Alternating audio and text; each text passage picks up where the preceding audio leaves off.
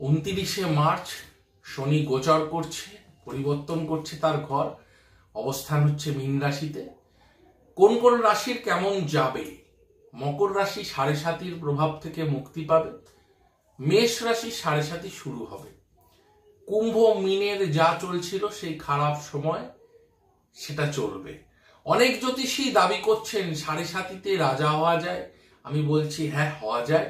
মমতা বন্দ্যোপাধ্যায় মুখ্যমন্ত্রী হয়েছেন, নরেন্দ্র মোদী প্রধানমন্ত্রী হয়েছেন, কিন্তু যারা সাধারণ মানুষ, যাদের হাতে সেই রাজতুল্য যোগ নেই, যারা রাজা হয়েছেন বা রাজা করেছে শনি, তারা সেই রাজার যোগ নিয়েই জন্মেছেন বলে রাজা হয়েছেন। কিন্তু সাধারণ জন্মছক বা সাধারণ মানুষের কাছে এই 7.5 কিন্তু শুভ নয়, অবশ্যই অশুভ। বেকার মোটিভেশন করে কাউকে কোনো লাভ নেই। যেটা প্র্যাকটিক্যাল, যেটা বাস্তব, সেটা জানতে হবে। তাই এই 7.5 কি করে? 7.5 কিন্তু মূলত সমস্যা করে দেয় কর্মক্ষেত্রে, আর্থিক জায়গাটাকে ডিস্টার্ব করে দেয়, একা করে দেয় মানুষকে, জীবন সঙ্গিনীর সাথে মতানৈক্য, বহু ক্ষেত্রে ডিভোর্স বিচ্ছেদ ঘটিয়ে থাকে, বহু ক্ষেত্রে রোগগ্রস্ত করে দেয়, রোগ সারতে চায় না। অনেক সময় গুরুজন বা পিতামাতার মধ্যে একজনের মৃত্যু ঘটে।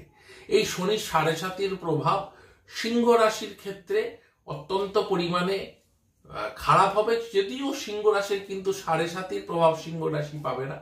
সিংহ রাশির এই যে গোচর হয়েছে শনি, অষ্টমে গোচর করার ফল সিংহ রাশি পাবে, অর্থাৎ ধাইয়ার ফল কিন্তু সিংহ রাশি পাবে। এই সিংহ রাশি এই আগামী 2.5 বছর তাদের জীবনে আর্থিক বিপর্যয় ঘটবে। বাইরে থেকে কোনো হঠাৎ ঝামেলার জন্য জীবনে কোনো আর্থিক ক্ষতি এবং অপবাদ, মিথ্যাচার, তার নামে বদনাম, কর্মক্ষেত্রে দুর্নাম, কর্মহানি। যারা চাকরির জায়গায় যাদের ডিস্টার্ব আছে তাদের কর্মহানি হয়ে যেতে পারে। এবার আসছি মীন এবং কুম্ভ। মীন কুম্ভেরও কিন্তু সময় খুব একটা ভালো যাবে না। কুম্ভের আর্থিক জায়গা, ফিনান্সের জায়গাটা তো ডিস্টার্ব হবেই। মীনের কিন্তু দাম্পত্য সম্পর্কে সমস্যা তৈরি হবে, মীনের কিন্তু হেলথের জায়গাতে সমস্যা তৈরি হবে। তাই মীন রাশি, কুম্ভ রাশির যারা জাতক জাতিকা আছেন এবং মেষ রাশি তো অবশ্যই, ফল অলরেডি শনি ঢোকার আগে আগে ফল দেওয়া শুরু করে, আমি সেটা বলেওছি। তো মেষ রাশিকে অলরেডি ফল দেওয়া শুরু করে দিয়েছে। এই 7.5 সময় কি করবেন কি করবেন না, দেখুন, শনি কর্মের ফলদাতা। শনি অবশ্যই কর্মের ফল প্রত্যেককেই দেবেন।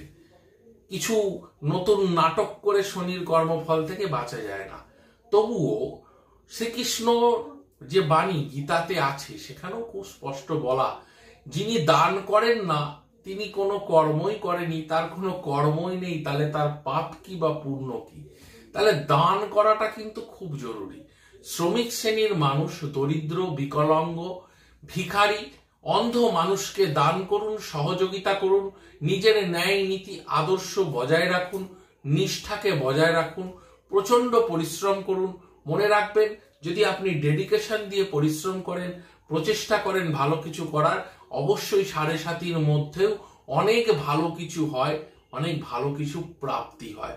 আর যারা মনে করছেন যে 7.5-তে আমার অলরেডি খারাপ শুরু হয়ে গেছে, প্রতিকার করাতে চাই, কিভাবে করব প্রতিকার, তারা অবশ্যই আমার নাম্বারে যোগাযোগ করতে পারেন। অবশ্যই আমি আপনাদেরকে সেই প্রতিকার সম্পর্কে